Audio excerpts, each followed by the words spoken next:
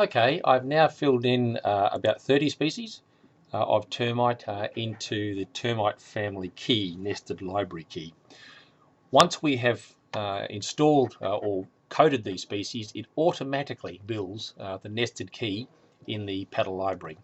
The way you get into that is to go to the home page, and notice now when you move your mouse onto the image libraries, different to the old PaDIL where we had one library, there are now several. So we go to the pests and diseases image library, which is where we're going to find the termites.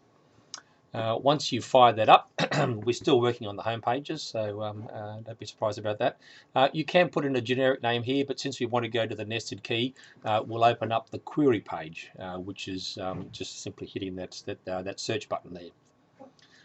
You can see here that we have the text search, the classification search, the facet search, but here's the search, the nested library facets. So if you simply open that up, and then move your mouse over, you'll see we have sericid key, termite species key, and the termite family key.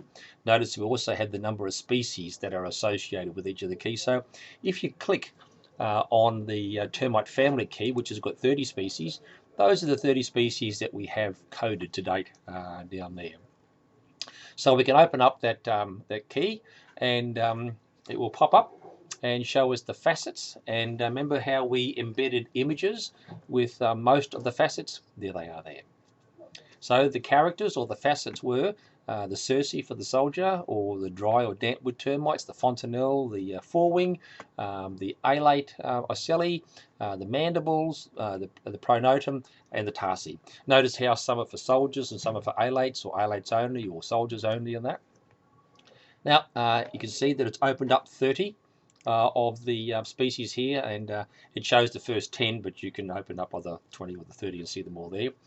Notice how you then move through any of the characters, and notice also how the number of species associated with a facet attribute or character is listed beside each of the characters there.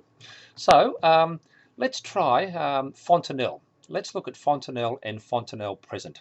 It has 10 species, and this will bring up, presumably, the 10 species of Coptotermes that we have on PaDIL at the moment. And so just simply clicking on the item will bring them up. Now what I want you to watch is you notice now that because this is faceted searching, once we have chosen a character, it returns the 10 species, but then it also goes through all of the other facets and only leaves the facets that are related to the character of fontanelle present. So we know with the Coptotermes that they have 2 segmented cerci. The damage is along the grain, and that the marginal teeth are absent. There's mud tubes, and the pronotum is less than the width of the head, and the wings don't have any cross veins. The wings are not reticulate. They have ocelli. The 10 species have ocelli. The mandible dentition is 4 on the left and 2 teeth on the right. The lobe, there's no anterior lobe, and there are 4 segmented tarsi. So it's immediately removed all of the characters that aren't related to the 10 species there. If you want to, you can easily get rid of that present character by simply clicking on it down here in the breadcrumb trail. So if you click on present, it will automatically remove that character and repopulate all of the facet information here that you have. Remember, this takes a little while because it's doing a lot of number crunching in the background and taking all of the metadata and rebuilding it. So there they are there.